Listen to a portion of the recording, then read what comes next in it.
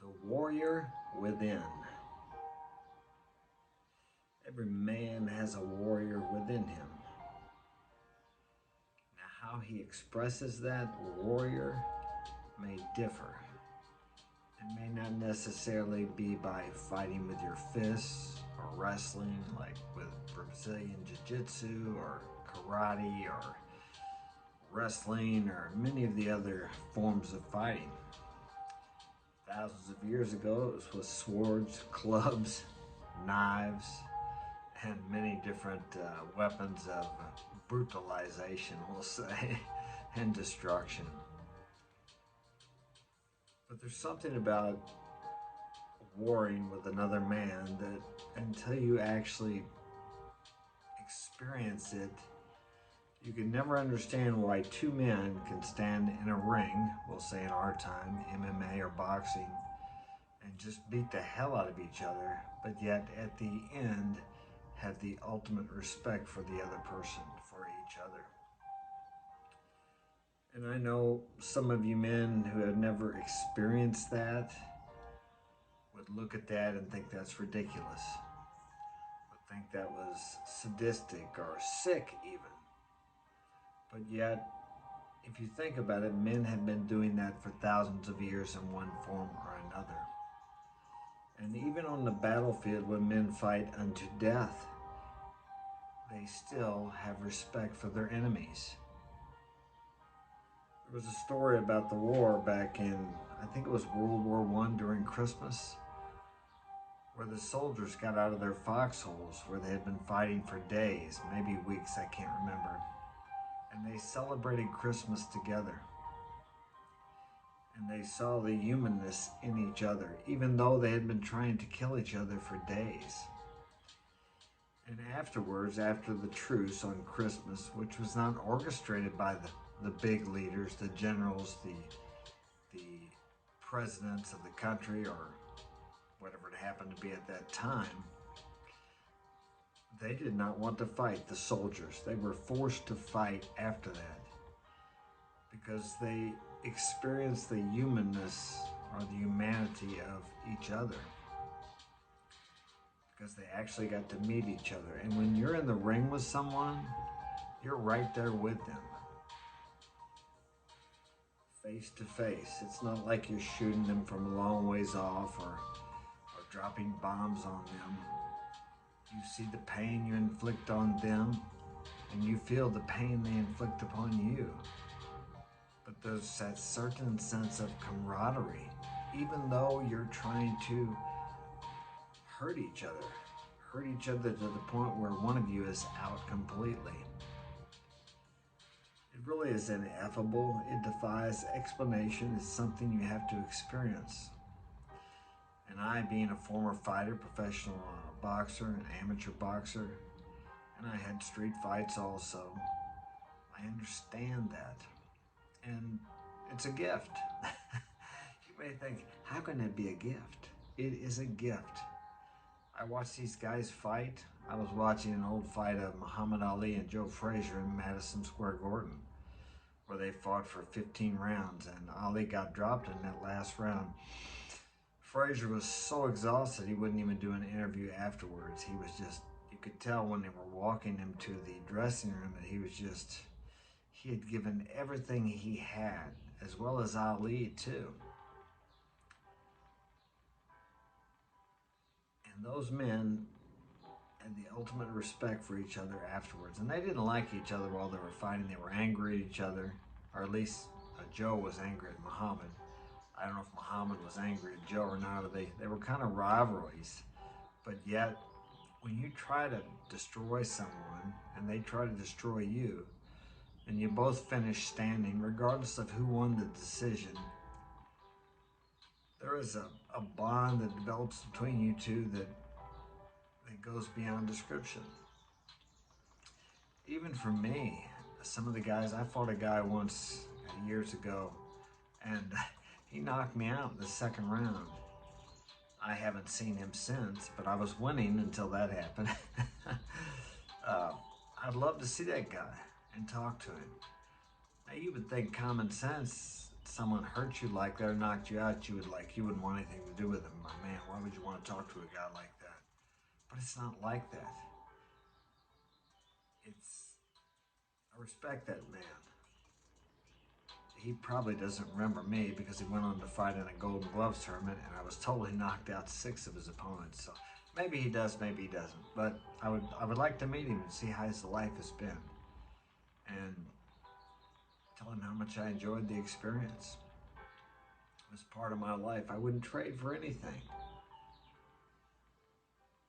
And this experience is something that the men have been having for thousands of years, as I said. Why is that? Because it's an inherent drive in us to conquer, to put ourselves at risk, to actually risk our lives, to battle with other men. I know maybe some of you think, oh, that's what's wrong with the world. We need to stop that. And granted, war is a terrible thing. But I'm not really talking about war here. But it is a war in the ring, but it's not unto the death. Although sometimes people do die and you are risking your life when you get in there. But it's a choice we make. But in wars, a lot of times it's not the choice the person makes, but the choice the government makes for them. And they're fighting people that they don't even know, people who have never done anything to them, who actually wouldn't be out there were they not ordered, just like we are, to fight against people. And usually for the gain of power, money, resources, whatever. The common people fight the wars for the people who never have to battle, who sit back and make the decisions. But that's not the point of what I'm talking about today. I'm talking about the bonding that 2 men get from battling each other. It's something I wish you could all experience. I know maybe some of you think, I don't want to experience that. But if you only could, you would be glad you did, because it's a risk. Without adversity and risk, men have no fulfillment in life. But as I said at the beginning too, you don't have to physically battle someone. Some people spar with their words, they battle with words. And I'm not sure. It's possible they get the same satisfaction out of that I did in the ring. I used to enjoy arguing, but today I stay away from it. I don't know, or maybe some people get that same feeling out of competition in the workplace. When they strive hard and work hard and try to outmaneuver or outsell someone and they get the sale and the other person doesn't. I'm not sure. I don't know if that can compare to physical battle or not. There's something about physically risking your life with another man, and he risks his life to overcome you physically, that I think can't be compared with any other form of challenge or adversity. But I'm just speaking from my experience. Let me know what you think in the comments. But I remember when I was young, I was scared to death to fight. And as I've told you before, my first fight I lost, but I felt good because I stood up for myself. I took the risk of getting hurt to stand up for my honor. And it's an honorable thing to get up in the ring and fight someone. Whether you win or lose, the battle and the victory is when you crawl between those ropes and you stand there and you're willing to face that fear in front of many people sometimes. That in itself is a victory. As I said, whether you win or whether you lose. And that gives a man a fulfillment that you can get in no other way. Sure, sometimes you pay a price for it down the road from injuries, maybe getting punched too many times. But a life half lived is not a life worth living. Unless your life is a daring adventure, it's nothing at all. So live a life that you can look back on when you get older, with the good times, the bad times, the dangers, the victories, the defeats, the failures, the successes. And you can feel proud about it, feel good about yourself, that you didn't shrink back, that you took those chances, that you lived your life. The only regrets they say people have when it's time to pass on to the other realm is the regret of not taking that chance, of not doing something that they wanted to do, but they let fear hold them back. So live a life of courage. It doesn't mean you're not going to feel fear. You will feel the fear and you will face it. And guess what? It will disappear. Every time I got in the ring, I was nervous, I was afraid. I wasn't so much afraid of getting hurt. I was afraid of looking bad in front of people. But whatever the fear is, it's a fear. And every time you as a man face that fear and overcome it, you gain character, integrity, and strength, and then you have a fulfillment that can be compared with nothing else in life. No woman,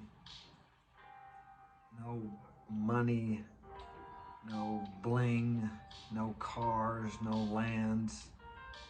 A sense of fulfillment. And that's what men live for. And without that, life just isn't worth living. Take care. Have a wonderful day. Thanks for joining me. Share this with a friend if you think it will be of value to them.